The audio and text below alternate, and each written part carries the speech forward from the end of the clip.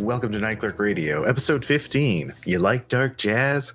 This is me, Ross Payton, with my co-host here, Burke. And I have to say I'm back on my bullshit. Absolutely back on your bullshit. We're talking about the last episode. What do you want to do? I was like, I want to do dark jazz. And so here we are. We found more albums that are tagged as dark jazz. And part of this episode is going to be talking about what is dark jazz. But I thought we would explore the genre a little more because people were really positive about Miles to Midnight.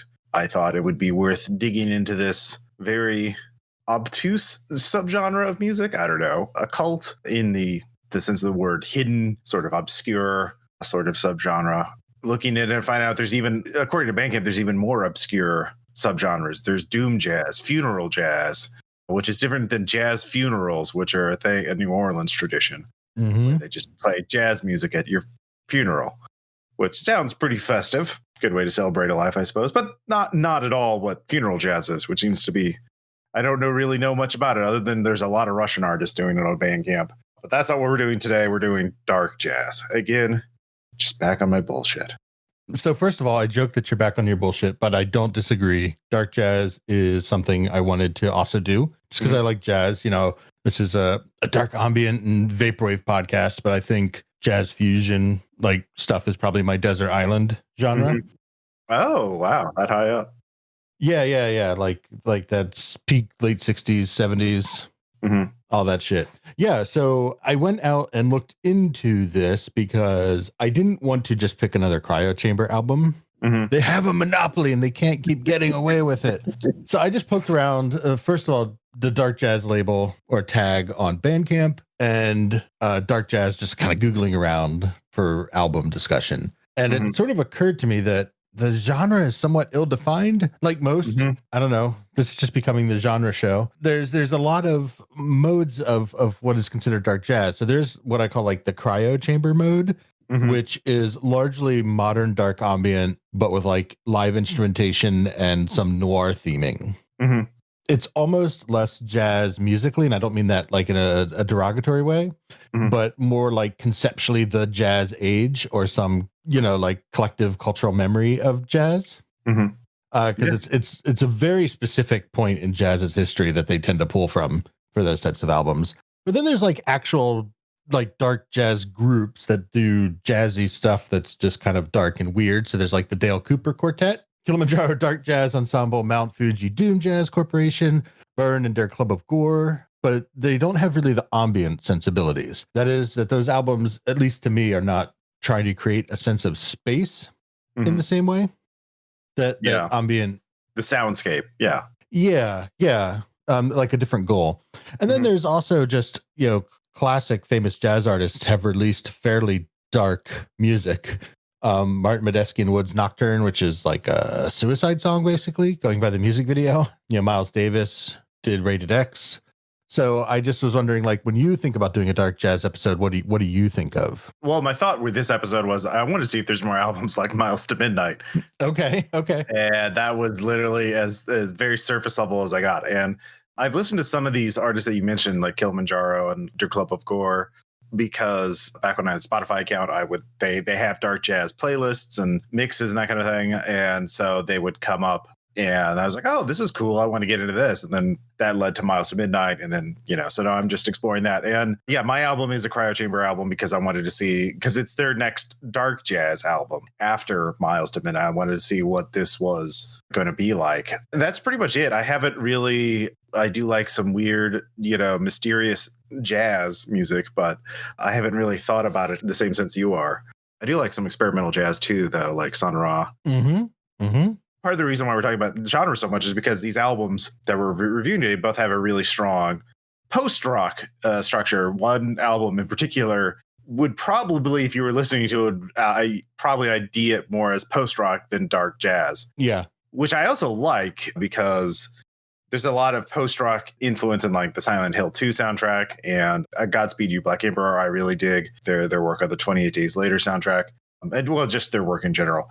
Both these albums also have another connection in that they're both sort of funerary in nature. One of the albums is tagged as funeral jazz. The other album is called Anthropocene, which is the geologic age. We live in the age of man.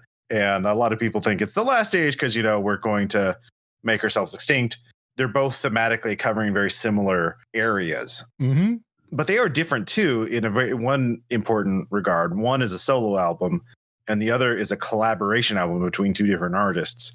I think there's something there about the differences between a solo and a collab between two artists. So that's something we should talk about at some point. It's interesting to see how a lot of artists, how again, this whole marketing and genre conversation comes up. Dark jazz might sell better than post rock at this point. I don't know. Maybe. Because Bandcamp, we always joke that you can kind of tag stuff. I actually wonder if Ghost, this album will do, tagged as dark jazz, and then someone came along and was like, no, this is post rock. Because it is. It's almost like a darker God is an Astronaut or something type album. Yeah, so I don't know if we really need to dig into the weeds too much on exactly what dark jazz as a genre is. I think it's probably something that the music will speak for itself.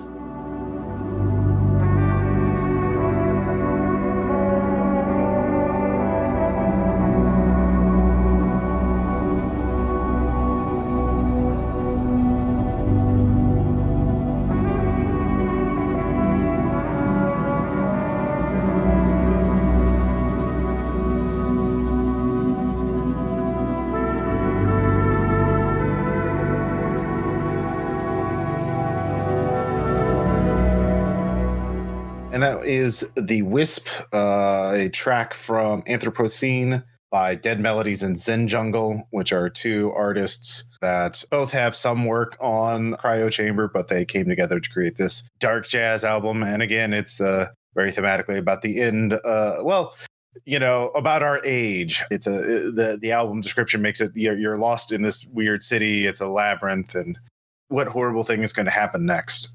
One thing I did like is the notes for the album also had listing what artists did what on the album, what they contributed.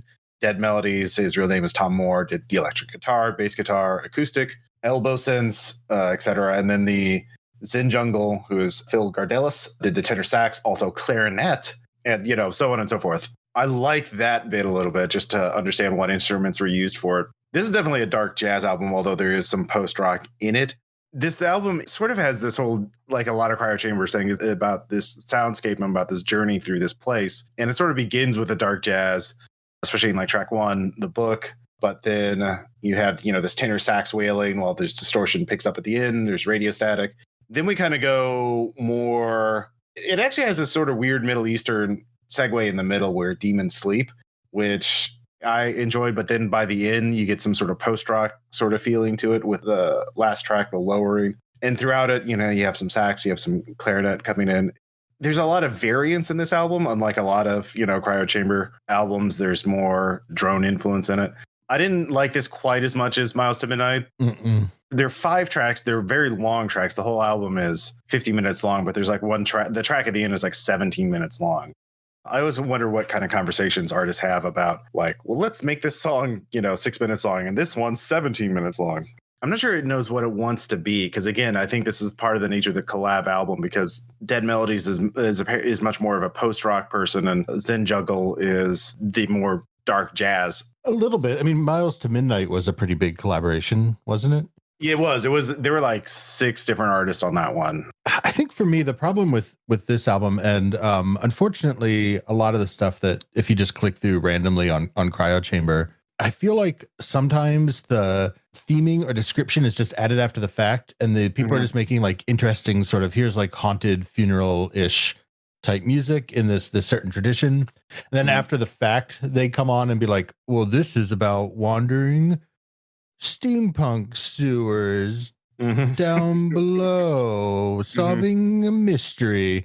I think Miles to Midnight stands out because I think there's clearly built into the sound design what they're trying to do of like this haunted motel. Like it has this clear progression through the kinds of tracks that are, we talked about coming into the lobby, moving through the lobby, up to your room. Oh, now your room is haunted and you're pulled into this other dimension and now you're back. I think there's just more storytelling in that music, which is fine. I mean, it's very hard to make every album that good, right? The thing that Miles to Midnight played to the strengths of every artist because if you look at the individual work, which I was more familiar with those artists, that you could tell when they were sort of contributing to certain tracks. So they were picking the best strengths of each of the different artists. In this one, I think the two artists were trying to synthesize between post rock and dark jazz. And there's times where it really works. Like, I feel like the first and the last track of this album are the best. But I mean, there are some interesting bits in the middle. Like, let's play another sample.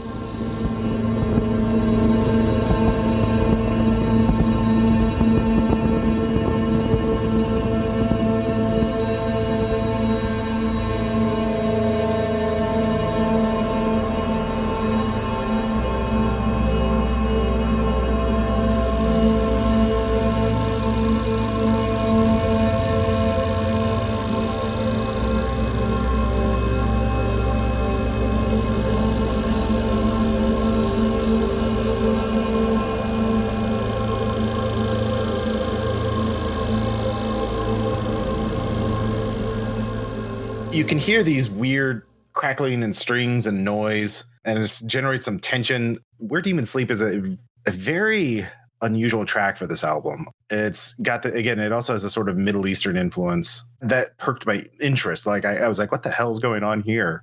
Yeah, the story here is a bit muddled. Like, the title of the album is more technological, right? Mm-hmm. And then yet the track titles are more occult and arcane, Wisp, Where Demons Sleep, Illusions.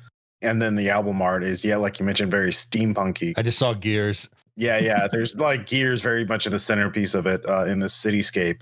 It is like a lot of Cryo Chambers does meet that sort of minimum threshold of like quality in terms of listening, background music, but it's not quite as evocative as Miles to Midnight. So unlike Miles to Midnight, it's not as greater than the sum of its parts.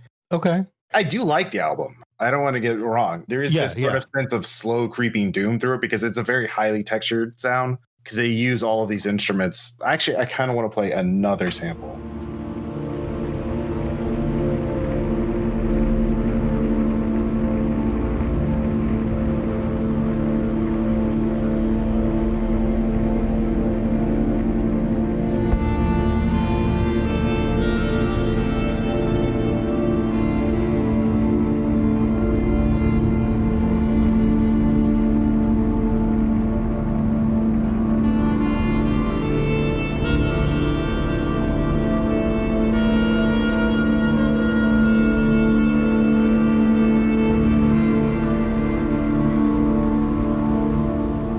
That was from the lowering, the last track. What I really like, especially, is when this clarinet comes in towards the end. It's very mournful. It's very evocative. Yeah, I guess I kind of wish there was more of the sax and clarinet throughout the album. Yes. Because I really did enjoy that part. So, like, there are really good parts of this album, but some of the experiments don't quite work. Yeah, I will also join in saying I agree. A lot of the horn work is really awesome on this album. So Book, the first track, is a really good example of that drone, and then one sax comes in and then the other, and they kind of compete with each other, and there's like this push-pull of resolution and dissonance between the two horn pieces that I really like. It's a little cliche at times, but it still totally works, and the static comes in, and there's like this huge outro buzz that I thought would lead into the next song, but didn't. Wisp, that you played the sample from, is really great. There's that spaceship ambience. And then back to this haunting horn work. The only thing I wish with some of it is, to me, a big part of what makes jazz interesting is that the genre has always had people who kind of push like harmonic and melodic boundaries. Like, there's kind of always, at any given point, there's something experimental going on. I think some of these albums just have very basic, like, big band era or like early jazz harmonic sensibilities, which are cool. They still sound good, but it'd be really interesting if someone really came in and just went weird with it. Oh yeah, really. We need the Sun Ra dark ambient, right? Like, someone to just come in and just fucking go nuts with it. You're already in a niche genre, so just something. Yeah, being commercially viable is kind of irrelevant at this level in a good way. So I think you have a lot of freedom you can explore. But there's a lot of cool non-jazz stuff also on this album. I really liked the first part of the track Illusions, when it's like this like Philip Glass Kundun, almost throat singing, but not quite, kind of. Oh, yeah. Stuff like that is really cool. Yeah, that's a good point. I kind of hope that both these artists work together on another album, because I feel like they're making like this is progress, and like I would like to see them try it at least one more time to see if they can really build upon what they've started here. So it's like, they're learning how to collaborate. Yeah, I would like to see them continue, because there's some really promising stuff in this album. Like the first two tracks and the last track, I would definitely put on mixes. The way I think about it is that I think mixes are a good example. I could also see this, you would be able to comment better than me on this, but as like writing music, like if you just had a very long writing set of albums, I could see it being in that rotation, because it is evocative. It is effective. I just think a lot of this cryo chamber stuff kind of starts to be the same to me in some way. Oh, sure. That is sort of the challenge with the dark ambient is, finding music that stands out, because there are very like structural sort of like requirements to make it that genre. Yeah, so it's kind of subtle to pick out what's different about it, and that's a fair cop, especially cryo chamber, because they've been so good at building a particular sound that it's hard to get out of that box. Yeah, I mean, they release a lot of music too, and obviously we can't review all of it because there's just so much, and there's certainly a challenge in reviewing it too. If you liked dark jazz, this is definitely like something to put into your mixes or playlist. Maybe not the whole album, maybe just a couple of the different tracks, like the book and the lowering. I agree. So should we explore our next album? Yes. Let's do it.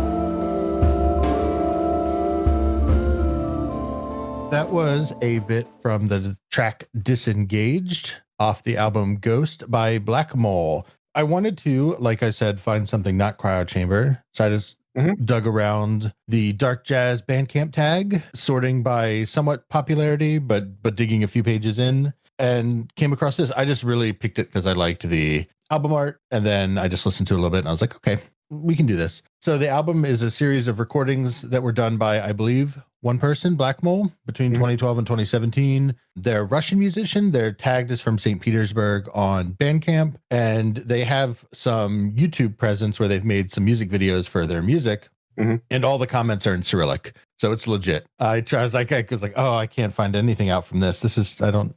But poking around a little bit, I think the band name Black Mole is a reference to a Russian singer, Arkady Severny, who was like famous in the 60s and 70s, I guess, for doing really dark songs about Russian criminal life. His body, I think his remains disappeared, but his tomb, quote, is in St. Petersburg. And he had a famous song called Black Mole that came up on like this compilation list. I'm putting out the initial conjecture that maybe that's where it came from, but it could just be a coincidence. But it seems to all match up. But yeah, so I really like this album, but I think, like you said many times, and I've said, this is definitely way more post-rock than what I think of as dark jazz. It's very heavy funeral rock, drony guitars, minimalist drums, which there aren't really many drums, if any, in Anthropocene, if I remember correctly. Yeah. But this has some like very detuned, overtone ringy snare shots that you can hear in that opening sample. It's definitely pushing a very different direction. Yeah. It's sort of this sort of calm but very melancholy. I would characterize it as languid at times. It's very post hangover, post rock, like it is. Okay. Yeah. The track you mentioned, Disengaged, actually reminded me, and with several other tracks, sort of the synth work in sort of the Silent Hill OST. Like if you listen to that and the track Heaven's Night on the Silent 2 original soundtrack, I don't know, I get a very similar vibe to that. Okay. Yeah. So like, again, I'm compared to music I really like, and it's like, oh, okay. Yeah. It is definitely not what I would think of as dark jazz, but I mean, maybe it's different in Russia. Maybe they have a very different definition of what it is to be dark jazz in Russia. Yeah. Like I said, the genre seems to cover a wide range of music that various people, depending on their background, call dark jazz. So don't want to be, too unfair with it. It's not like gatekeeping, right? Like, oh, you're not dark jazz, you're canceled. Yeah. But it's definitely a lot of just a very similar. That was my big issue with this album. I'll just start off with my criticism is that every listen through, I just sort of like started to kind of like, okay, I get it. Like kind of through halfway through the album about the track Refuse, I start to kind of just be like, okay, I get it. Like this could be 10 tracks instead of 13. I don't know. Yeah. Because this one has even less. It's all just like weird haunted music. It's not even like as themed. I would say it is themed because there's that like sort of like, I don't know. I heard organ like in it, like the beginning and end. Yeah. So that ties into the vocal sample from In Desolation, the dialogue, which is the man and a woman talking, and that's dialogue taken from a movie called Carnival of Souls. Are you familiar with this movie? Yes. Okay. Carnival of Souls, the main character is a organist, and so she's haunted, and like it's this whole thing in the movie, and it's a public domain movie, which is one of the reasons I like it because it's one of these like an actual good horror movie that's available for anybody to use or reference. And so like, hey, copyright law should be reformed so we can have more work. But that's sort of an aside. Thematically, I think it does have a very strong idea of what it's about. It's, ghost. It's about being haunted. It's about the haunting of existence, being haunted, by literal ghosts or by your own life or by the absurdity of existence or haunted by guilt. And, it is tagged as funeral jazz. So I think there is a strong thematic underpinning to it, at least in concept. No, you're right. I was loosely using theming as like concept, like storytelling. So that's my bad.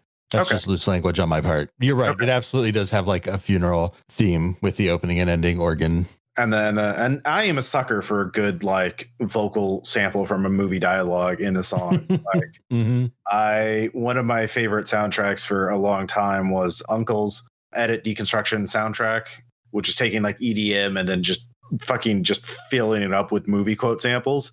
God, I listened to that album so many times. So I am a sucker for that technique. So I am the fool. I don't care.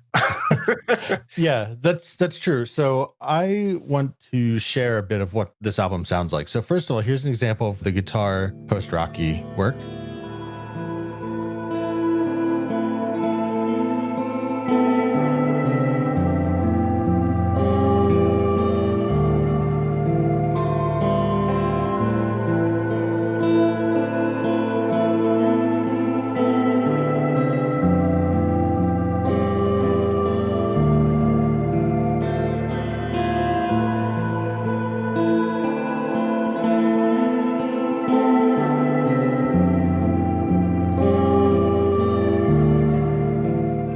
That little bit of guitar is from the middle track, interlude 1, track 7.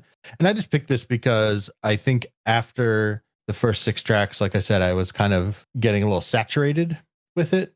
And for some reason, some of this guitar stuff kind of broke me out of the trance. There's something nice about it. I don't got good word likes for it. I don't know. The horror writer of it was a sound I could not describe. Yeah. But then the other kind of stuff on this album is most notably at the beginning and the end is stuff like this.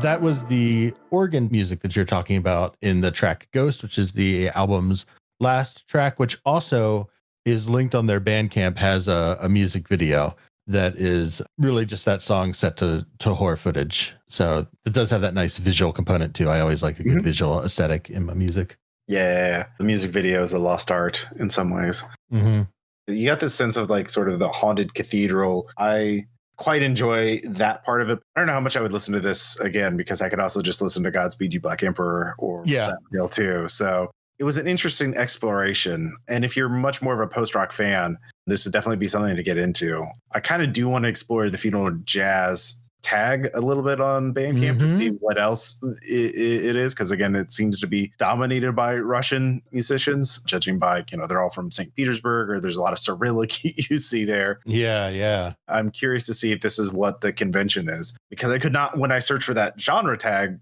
or genre description on Google, I just got like information about jazz funerals in New Orleans. It's like, okay, well, maybe it's not something that people in the English speaking world talk about. It's more of a Russian thing. So one thing I do like about doing this podcast has been like exploring the sort of sub niches of music, and like finding whole worlds or whole scenes that you never knew existed. And there's not much information about, but like, there's just these whole things that are like out there that you're just barely brushing up against. And I think this is sort of one example. Oh yeah. Digging into these tags has been really fun. And just to finalize my thoughts on this, I think that this also ties a little bit for me back into the like cinematic aspect of some of this dark ambient, especially watching his music videos where it's cut to horror movie footage. I think this is like great soundtrack music.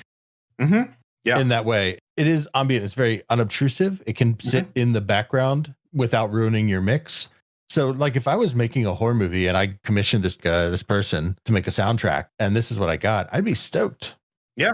Black Mo's literally using a horror movie, Carnival of Lost Souls, which is actually a good horror movie if you like brooding, foreboding black and white movies. Yeah. I haven't seen that in a while. I should dig it up. It's been a long time. I mean, it's public domain. You can just find it on YouTube or archive.org.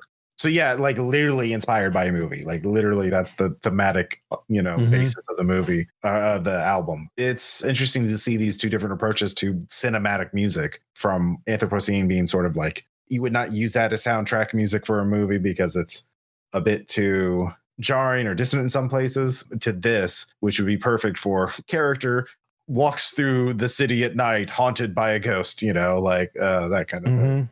Just interesting counter examples.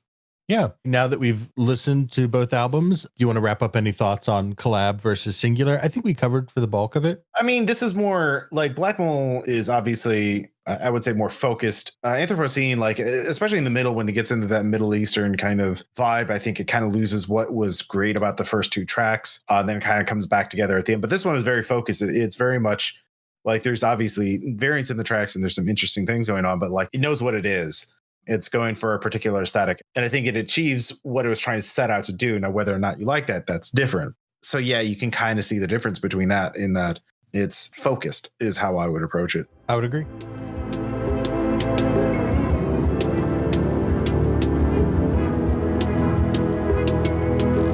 Thanks for listening as we plumb the depths of dark jazz a little further, but there are many, many more abysses of haunted music to climb through, dig up. I'm not sure where my metaphor is going in that, but you get the idea. Your metaphor is also lost in a ghost town. Yeah, exactly. It's haunted. However, next episode, we're going to have a very bit of a shift as we discuss Musiccore, which was your pick, and I found a Vectroid album that does it, so I am super psyched to review that.